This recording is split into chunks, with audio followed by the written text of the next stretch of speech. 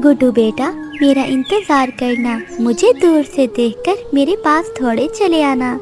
मम्मा, मैं वो ऊपर पेड़ पर बैठ जाता हूँ, वहाँ से मुझे आप दूर से ही दिख जाती हैं। अपने बेटे से लाड प्यार करने के बाद रानू चिड़िया दाना लेने चली जाती है। आज मम्मा चिड़िया को दाना लेने इंसानों की बस्ती की ओर जाना था, क्योंकि गर्मी के कारण जंगल के सभी पेड़ पौधे सूख गए थे। मम्मा चिड़िया एक खेत में जाकर बैठ जाती है। फसल कट चुकी है, अगर अब मैं यहाँ से एक दाना उठा भी लूँ तो किसान का क्या होगा। मामा चिड़िया अपने दिल में ये सोचते हुए अपना पेट भरने के लिए वो दाना खाने लगती है। एक जालिम इंसान जो शिकारी था, वो दूर से बैठा चिड़िया पर निशाना लगाता है और एक की आवाज आती है। गोली सीधा जाकर मामा चिड़िया का सीना चीर देती है। दूसरे पक्षी दूर दूर तक उड़ जाते हैं। मामा चिड़िया की आंखों के सामने उसका बेटा था और आहिस्ता आहिस्ता वो चिड़िया मर जाती है। वो सब छोड़कर दूर चली जाती है। शाम हो गई है,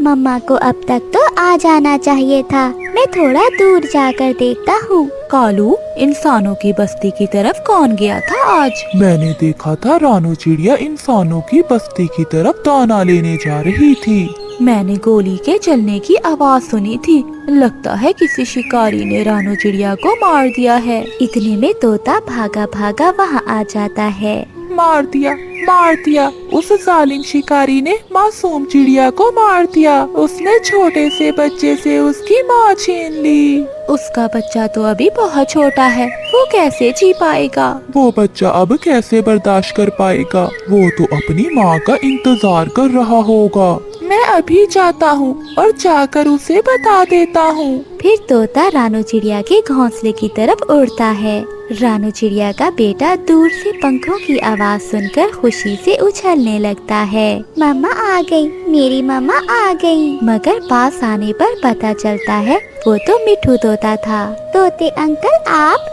मैं समझा कि मेरी मम्मा आई हैं। छोटे बच्चे, आपकी मम्मा अब कभी नहीं आएंगी। आपकी मम्मा को एक जालिम शिकारी ने मार दिया है। ये सुनकर वो छोटा बच्चा तोते अंकल की तरफ चुपचाप देखे जा रहा था और फिर जोर जोर से रोने लग जाता है। चुप कर जाओ बेटा, हमारे पक्षियों की जिंदगी में ऐसे दुख आते जाते रहते हैं। जालिम इंसान ने ये भी ना सोचा कि मैं कैसे जी पाऊंगा। मैं अपनी मम्मा के बिना कैसे जी पाऊंगा। मेरी मम्मा तो मुझे एक पल के लिए भी अकेला ना छोड़ती थी, फिर क्यों किया उसने ऐसा? फिर तोता अपने घर चला जाता है और रात का अंधेरा भी बढ़ जाता है। मम्मा कहाँ है आप? मम्मा, आप मेरे पास आ जाएं। कालू, सुन रहे हो? उस छोटे बच्चे की आवाजें यहाँ तक आ रही हैं। हाँ गोरी, माँ के बिना जीवन बहुत मुश्किल है। उस बच्चे का कोई भी नहीं है। सारी रात रो रो कर वो बच्चा थक जाता है और फिर एक पल के लिए वो सो जाता है। गर्मियों का सूरज तो सुबह सुबह ही आग बरसाने लग गया था। पक्षियों की आवाजें सुनकर गुड्डू जाग जाता है। मम्मा, आप कहाँ हैं? उसे याद आता है कि उसकी मम्मा तो मर चुकी है। वो फिर से रोने लग जाता है। गुड्डू बेटा, मैं आपसे बहुत प्यार करती हूँ। मेरी खातिर आप अपना ख्याल रखना।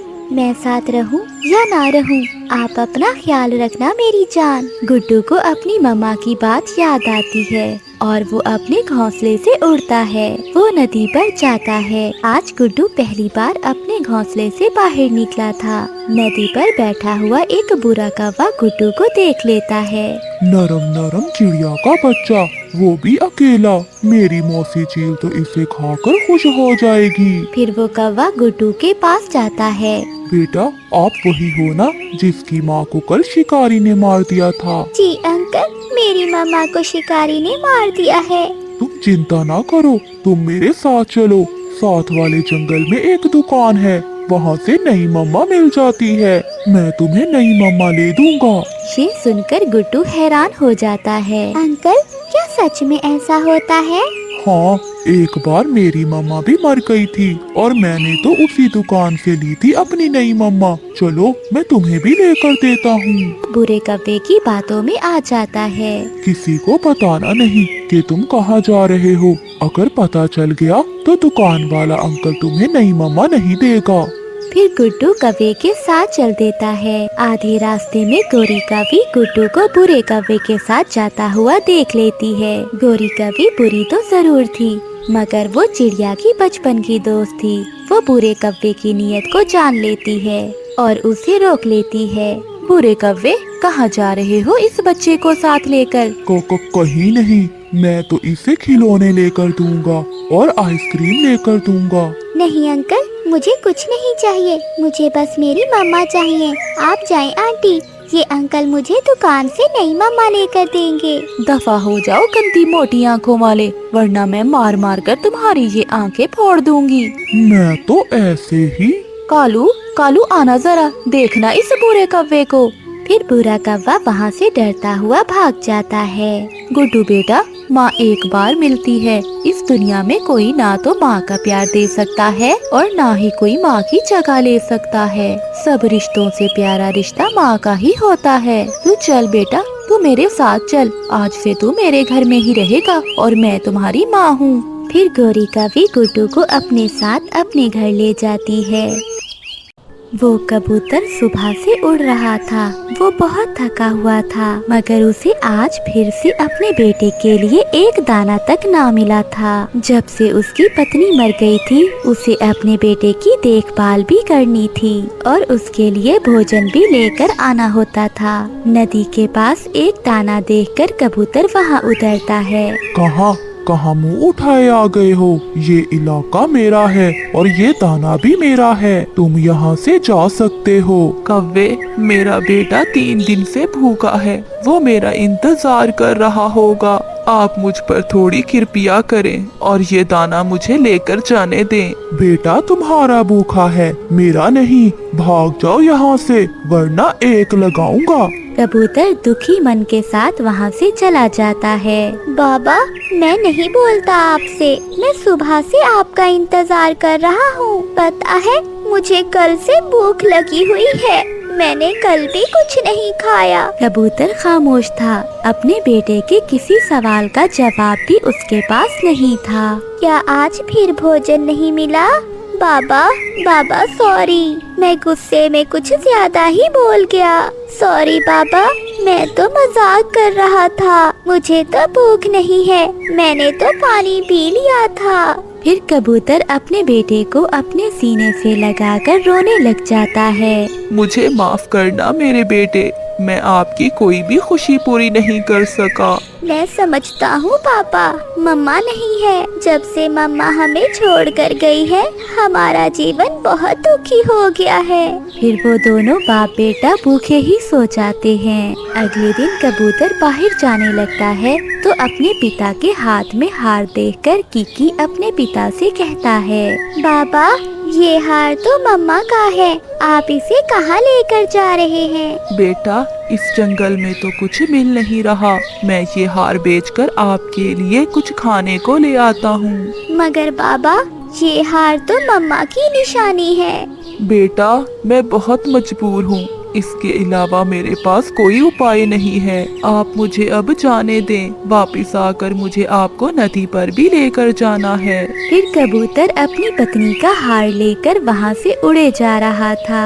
जब वो पहाड़ों के पास से गुजरता है तो किक्कर के पेड़ पर बैठे हुए 2 उल्लू उसे देख लेते हैं। भाई देखो तो, वो उल्लू कितना कीमती हार लिए जा रहा है। हाँ, कोई देख भी नहीं रहा। हम जाकर उससे वो हार छीन लेते हैं। मेरी पत्नी तो वो हार देखकर बहुत खुश हो जाएगी। फिर वो दोनों जालिम उल्लू कबूतर का पीछा करते हैं और उसे रोक लेते हैं। ये हार हमें सीधे से देते हो या मार खाकर? मैं बहुत परेशान हूँ। मैं ये हार बस बस चुप कर जाओ, मुझे ज्यादा बात करने वाले पसंद नहीं। छोटे वो बड़ी लाठी तो लाओ। मुझे मत मारना, मुझे मत मारना। मेरा बेटा बहुत छोटा है और उसकी मम्मा भी नहीं है। तो फिर चुपचाप ये हार मुझे दे दो। फिर कबूतर कांपते हुए वो हार उल्लुओं को दे देता है। जाओ, अब यहाँ से वापस चले जाओ, हमने तो तुम्हें छोड़ दिया है। आगे बड़ी चील बैठी हुई है, वो तुम्हारा कीमा बनाकर खा जाएगी।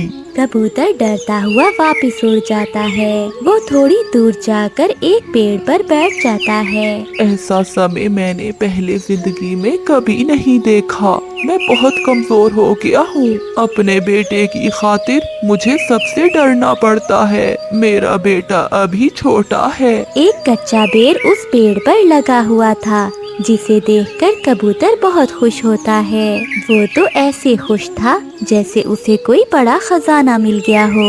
कबूतर वो कच्चा बेर तोड़ता है और घर वापस लौट जाता है। बाबा, ये क्या? ये बेर तो कच्चा है और आप रो क्यों रहे हैं? फिर कबूतर अपने बेटे को रास्ते की सारी बात बताता है कि कैसे जालिम उल्लुओं ने उससे हार छीन लिया। बाबा, जब मैं बड़ा हो गया तो मैं नहीं छोड़ूंगा उन जालिम उल्लुओं को। बेटा, ये समय भी गुजर जाएगा। बस आप जल्दी से बड़े हो जाओ, फिर मैं और मेरा बेटा भोजन के लिए दूर दूर तक जाएंगे। कबूतर का बेटा वो कच्चा बेर खा लेता है। जंगल में रात भी हो जाती है और कबूतर का बेटा सो जाता है। मगर कबूतर को नींद नहीं आ रही थी। वो जानता था कि उसका बेटा भूखा है और वो कई दिन से अपने बेटे को पेट भर खाना नहीं दे सका। फिर आधी रात को कबूतर कुछ सोचते हुए अपने मुंह पर एक रुमाल बांधता है। वो उड़ते हुए तोते के घर के पास जाता है। वो खिड़की में से देखता है, सोया हुआ था और उसके पास कुछ दाने भी पड़े थे। वो कबूतर इतना मजबूर हो गया था कि वो आज जिंदगी में पहली बार घर से चोरी करने के लिए निकला था। वो अभी तोते के घर में घुसने ही वाला था कि तोते की आँख खुल जाती है। चोर चोर चोर आ गया मेरे घर में। कबूतर वहाँ से तेजी से भाग जाता है। वो दूर जाकर एक घने पेड़ में छुपकर बैठ जाता है। उसकी सांस भी फूली हुई थी। मुझे अपने बेटे के लिए कुछ लेकर जाना होगा। मैं अपने बेटे को भूख से मरता हुआ नहीं देख सकता। वो फिर से उड़ता है। अब वो चिड़िया के घर के पास जाता है। चिड़िया तो सोई हुई थी। चिड़िया के घर में ढेर सारा भोजन पड़ा हुआ था।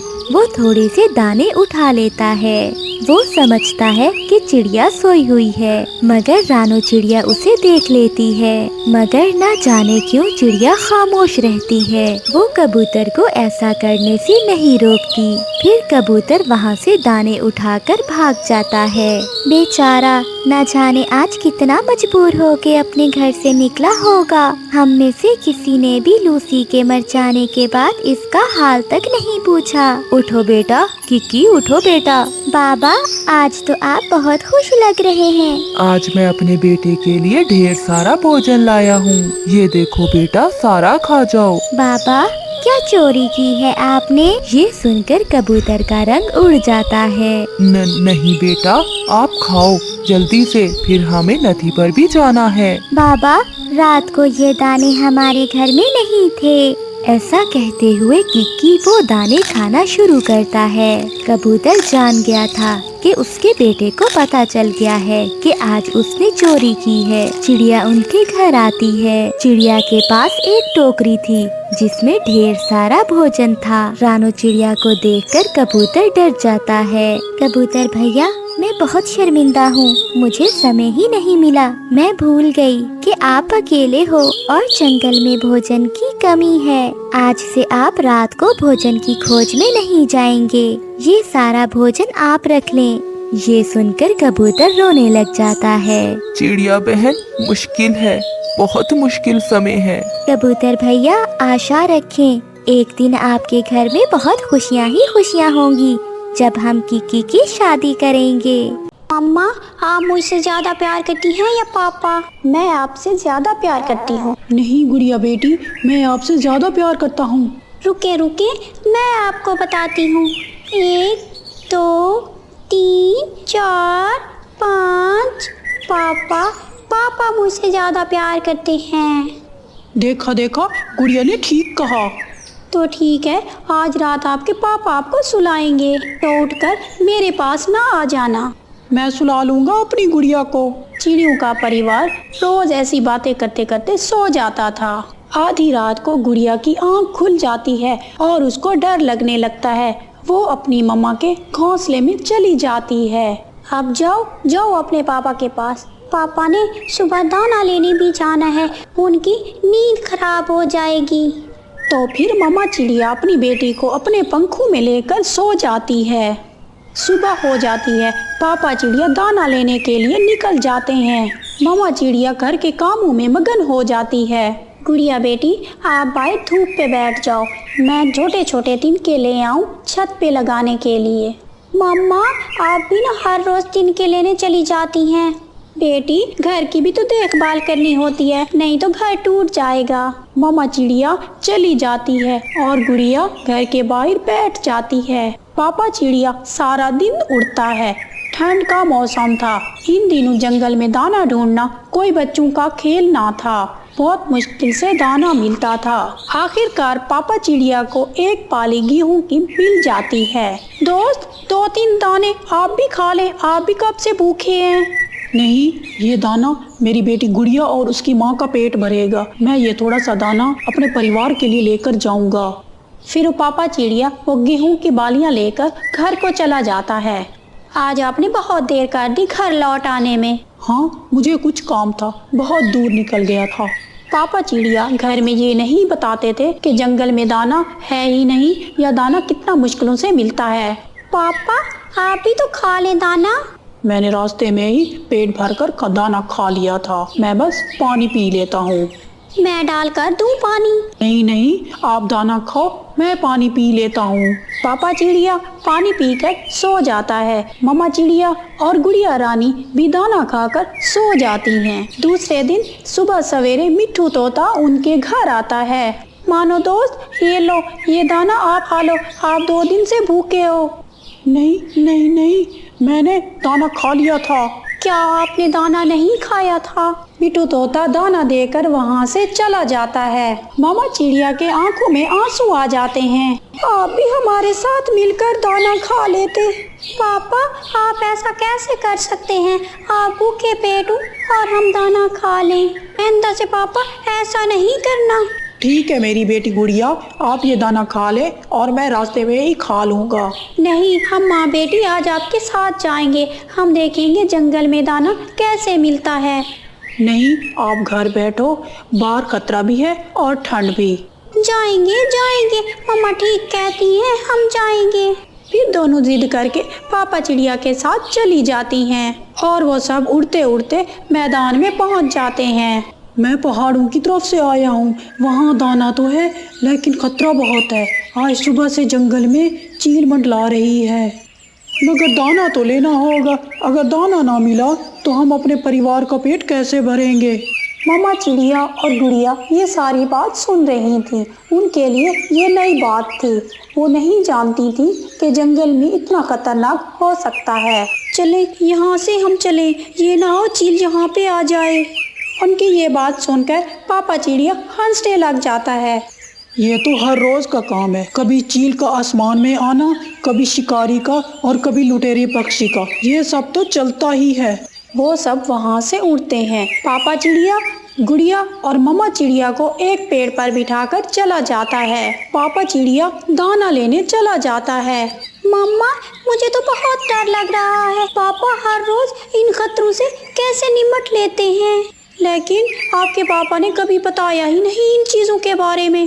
तभी एक बड़ी चील उड़कर उनके पीछे आकर बैठ जाती है। पापा चिड़िया जल्दी से उड़कर वहाँ आ जाते हैं। जल्दी से उड़कर मेरे पीछे आ जाओ, आपके पीछे एक बहुत बड़ी चील है। गुड़िया और मम्मा चिड़िया पापा चिड़िया के पीछे छुप जाते हैं। इनको ऐसे छुपा रहे हो जैसे तुम बड़े शक्तिशाली हो। एक पंजा मारूंगी, तुम्हारी गर्दन टूट जाएगी। मेरे परिवार को छोड़ दो, इनको जाने दो। नरम नरम चिड़िया पहली बार देखी है, इनको खाए बिना नहीं जाऊंगी। पापा चिड़िया जान गया, चील ऐसे नहीं जाएगी। तो फिर मुकाबला करो, मैं भी देखता हूँ।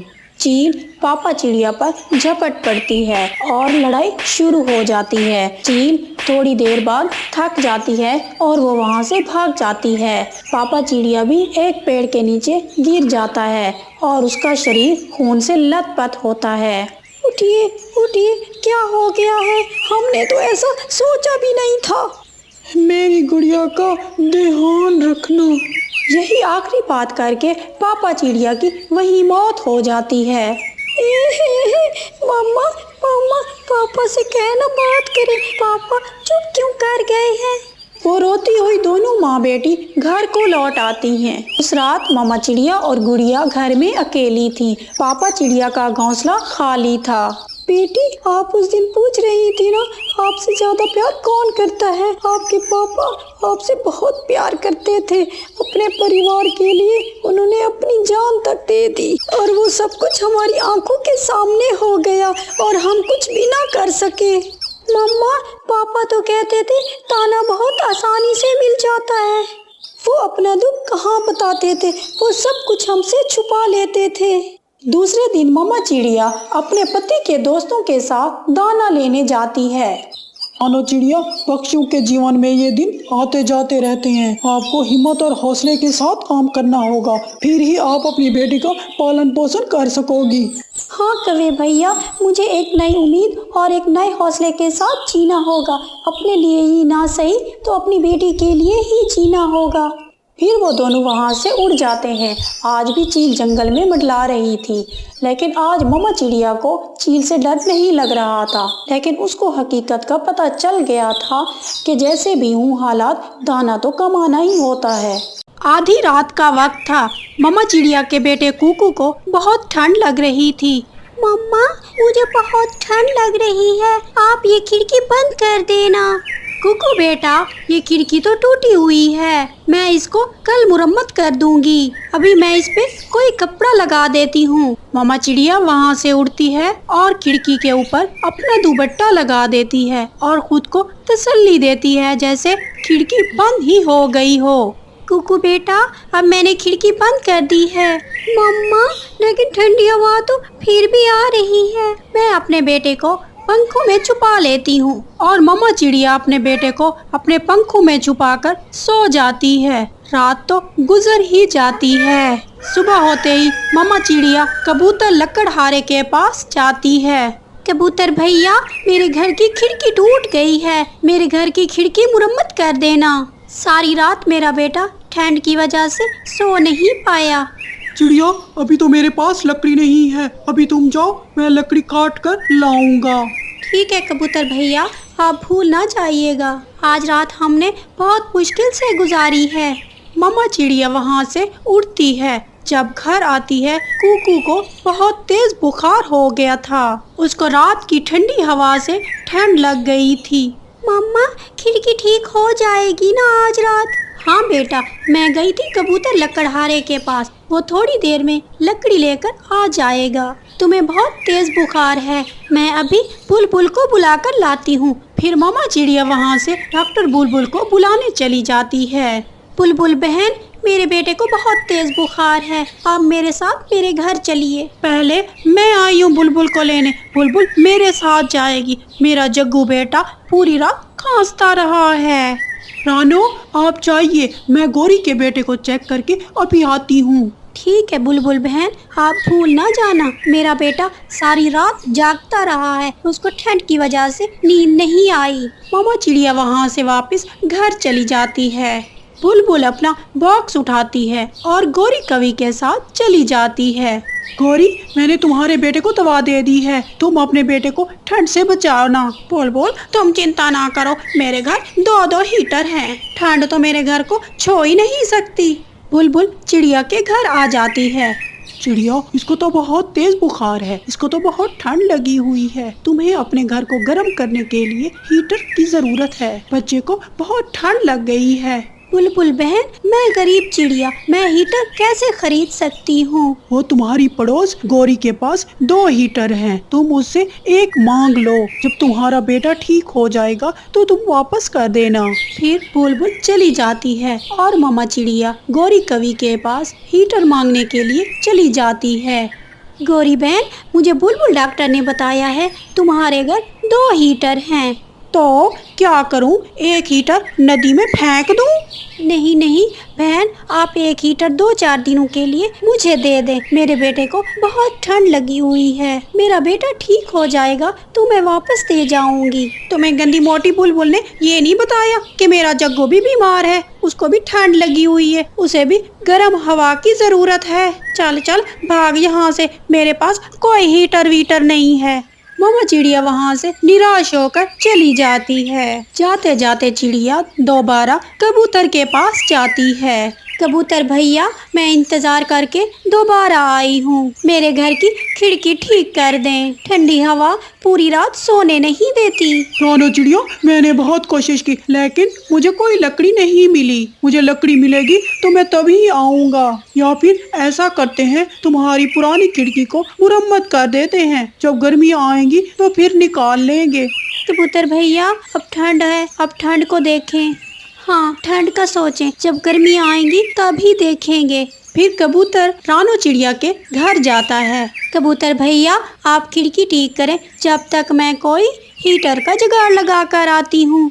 पहाड़ों के पास चाचा छमछम है, उसके पास पुराने हीटर हैं, उधर से कोई पुराना हीटर ले लो। कबूतर भैया, वो काम तो करते होंगे ना? हाँ हाँ, पिछले हफ्ते मैंने एक लिया था, मेरा तो काम कर रहा है। फिर मामा चिड़िया पुराना हीटर लेने चाचा छमछम के पास चली जाती है।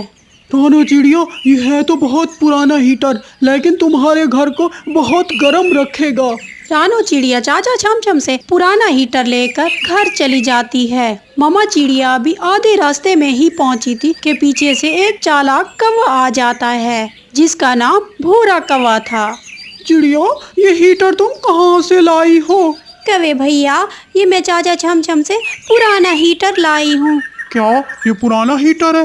हाँ कवे भैया, ये पुराना हीटर है, लेकिन ये काम करता है। तो फिर ये पुराना हीटर तुम मुझे दे दो। मेरी पत्नी आज मुझसे मांग रही थी हीटर। नहीं नहीं कवे भैया, ये मैं अपने बेटे के लिए लेकर जा रही हूँ। लेकिन वो कौवा आगे बढ़ता है और मामा चिड़िया से वो हीटर छीनकर भाग जाता है। मामा चिड़िया एक पेड़ की डाल पर बैठकर रोने लगती है और शाम होते ही मामा चिड़िया खाली हाथ अपने घर को लौट जाती है। कबूतर चाचा खिड़की तो बंद कर गया था, लेकिन दीवारों में भी बहुत छेद थे, वो कहाँ से बंद करता। रात फिर से हो जाती है। मामा चिड़िया अपने बेटे को लेकर बहुत परेशान थी। कुकू का बुखार अब तो ठीक हो गया था, लेकिन मामा चिड़िया को अपने बेटे को ठंड से बचाना था। रात होते ही आसमान से रोई की तरह सफेद बर्फ गिरने लगती है।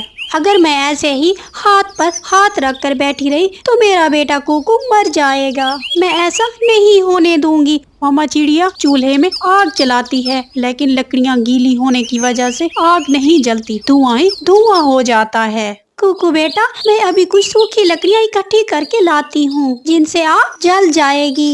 लेकिन मम्मा, बाहर तो बर्फ गिर रही है और ठंड बहुत ज्यादा है। मुझे तो ठंड नहीं लगती, मैं अभी आई। मामा चिड़िया ये कहकर अपने घर से बाहर आ जाती है और लकड़ियों की खोज करते करते मामा चिड़िया घने जंगल में आ जाती है। मामा चिड़िया को घने जंगल में एक पुरानी ट्रेन का डिब्बा नजर आता है, जो घास और झाड़ियों में ढका हुआ था। मामा चिड़िया उस डिब्बे के अंदर जाती है। उसके अंदर मामा चिड़िया जाकर देखती है, उस डिब्बे में बहुत सारे हीटर पड़े हुए थे।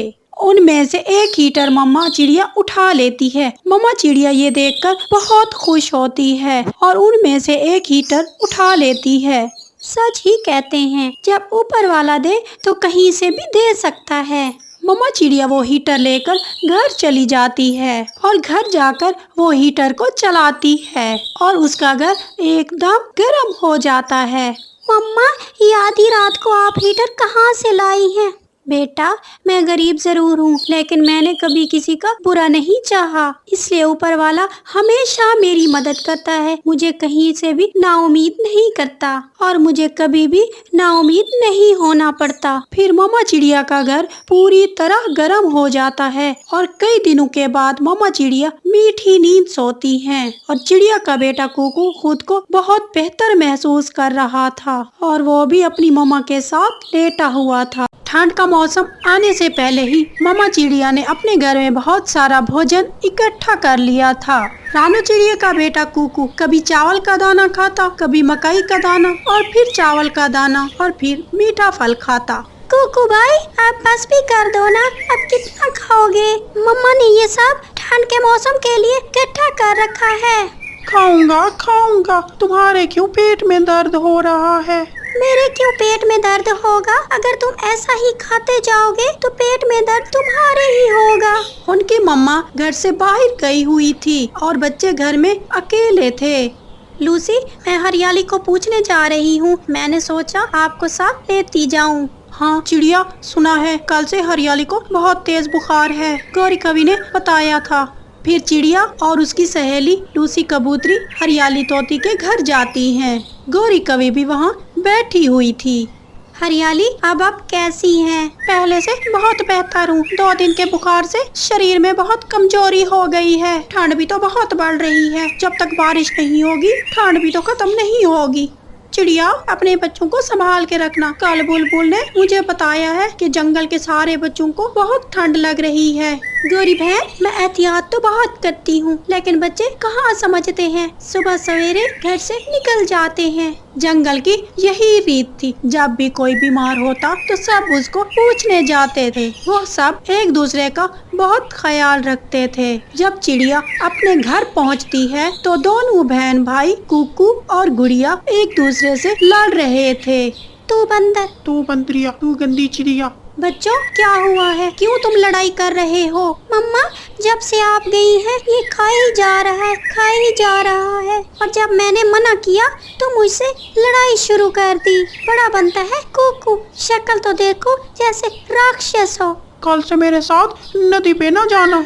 मम्मा, इसको बता दो, मैं इसके साथ नहीं खेलूंगा। अच्छा, बता दूंगी। अब चलो जाओ, सो जाओ, अब रात हो गई है। चलो जाओ अपने बिस्तरों में, मैं आप पर कंबल दे देती हूँ। और बच्चे अपने घोंसलों में सो जाते हैं और मम्मा चिड़िया उनके ऊपर कंबल दे देती है। गेहूं की बालियां उठाकर मम्मा चिड़िया उनसे दाना निकालने लगती हैं। खिड़की बंद थी। थोड़ी सी खिड़की खोलकर मम्मा चिड़िया बाहर देखती हैं। जंगल में खामोशी थी और बहुत तेज हवा चल रही थी।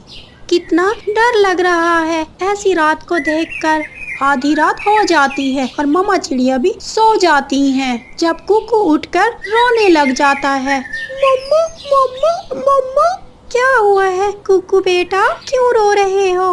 मम्मा, मेरे पेट में दर्द हो रहा है। मम्मा, मेरे पेट में बहुत दर्द हो रहा है। गुड़िया, सच्ची तो कह रही थी, तुम खाते वक्त देखते ही नहीं हो, जो हाथ लगता है खाते ही जाते हो। अब मैं क्या करूं इस समय?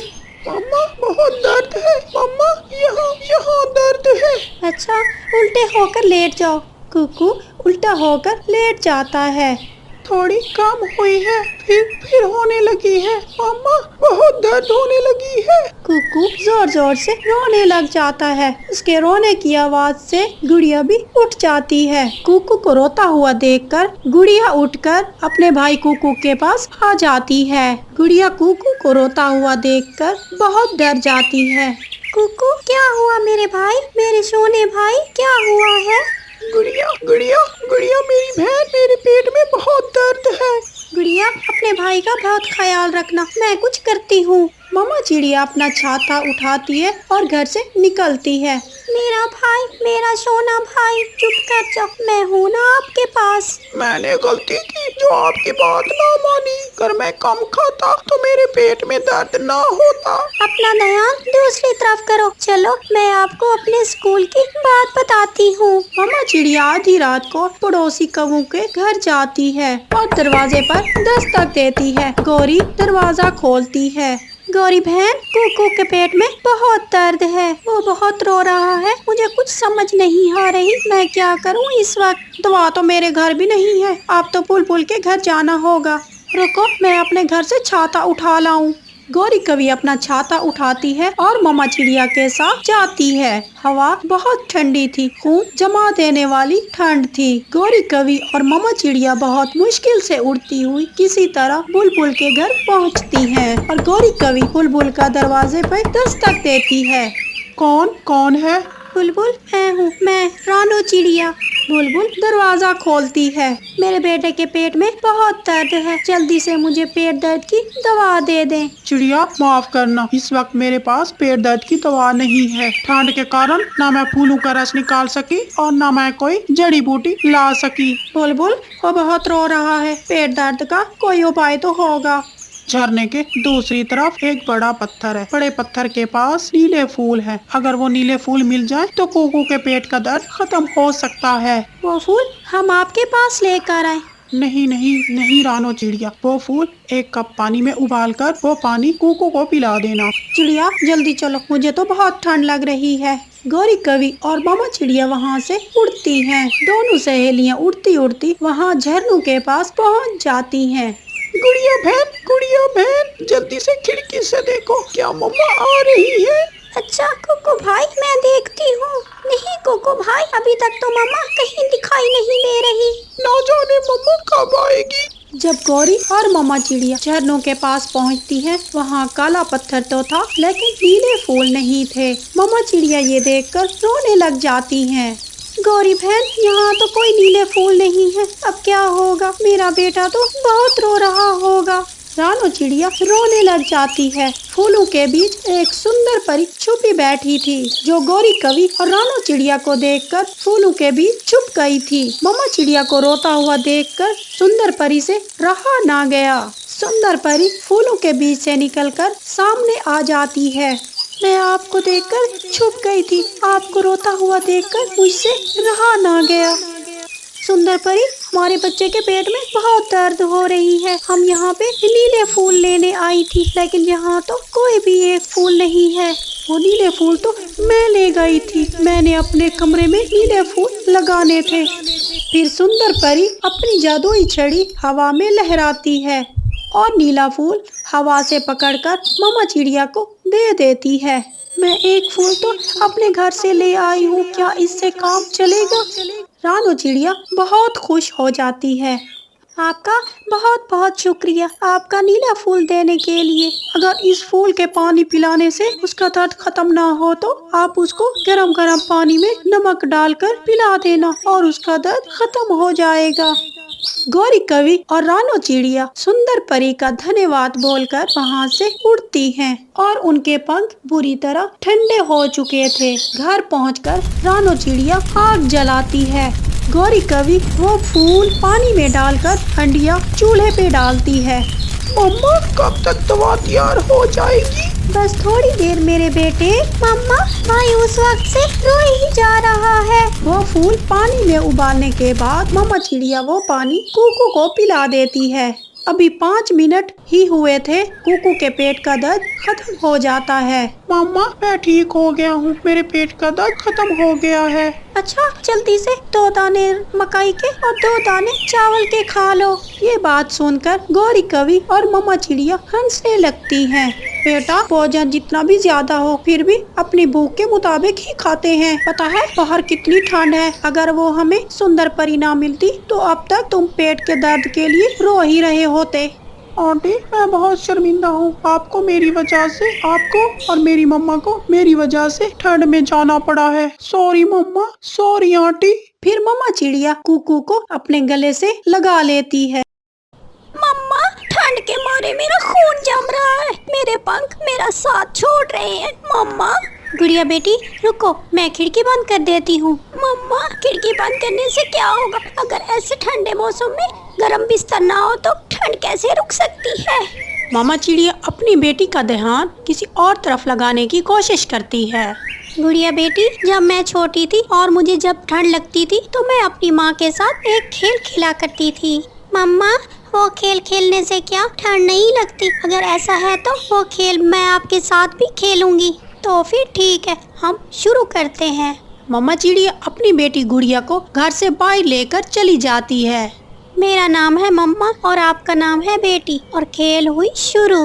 मम्मा गई ऊपर, बेटी गई नीचे, बेटी गई ऊपर, मम्मा गई नीचे, मम्मा गई ऊपर, बेटी गई नीचे। जब मम्मा चिड़िया पेड़ के ऊपर बैठ जाती तो गुड़िया पेड़ के नीचे बैठ जाती। वो ऐसे ही किए जा रही थी। गुड़िया के शरीर गर्म हो जाते हैं और ठंड का एहसास भी कम हो जाता है। वो ऐसे ही किए जा रही थी। मम्मा, ये खेल तो सच में ही कमाल का है। मेरी तो सारी ठंड उतर गई ये खेल खेलने से। रात तो मम्मा चिड़िया किसी तरह गुजार ही लेती है। सुबह हो जाती है। सारी रात जागने के कारण गुड़िया अभी तक सोई हुई थी। मम्मा चिड़िया को तो कई काम थे, इसलिए वो उठ जाती है और अपने घर से निकलती है। हरियाली बहन, जंगल में क्या कोई कपास का पौधा है? रानो चिड़िया, कपास के पौधे तो पहाड़ों के पास हैं, लेकिन तुम क्या करने वाली हो? ठंड बहुत ज्यादा है। मैं अपनी बेटी के लिए कपास का गर्म बिस्तर बनाने वाली हूँ। कपास का बिस्तर सही रहेगा। ऐसी ठंड में कपास के बिस्तर में ठंड का एहसास नहीं होता। तो फिर मम्मा चिड़िया कपास लेने पहाड़ों की तरफ चली जाती है। मीना, मैं तो आज सारी रात मम्मा के साथ एक खेल खेलती रही हूँ। क्या वो खेल क्या था? वो खेल मम्मा और मेरा सीक्रेट है। मम्मा ने किसी और को बताने के से मना किया हुआ है। लेकिन एक बात है, वो खेल खेलने से ठंड का एहसास नहीं होता। थोड़ी दूर बैठी गौरी कवि गुड़िया की बात सुनकर हंसने लग जाती है। गरम बिस्तर नहीं है बेचारी चिड़िया के पास अपनी बेटी के लिए, इसलिए रात गुजारने के लिए ऐसे खेल खेलती है अपनी बेटी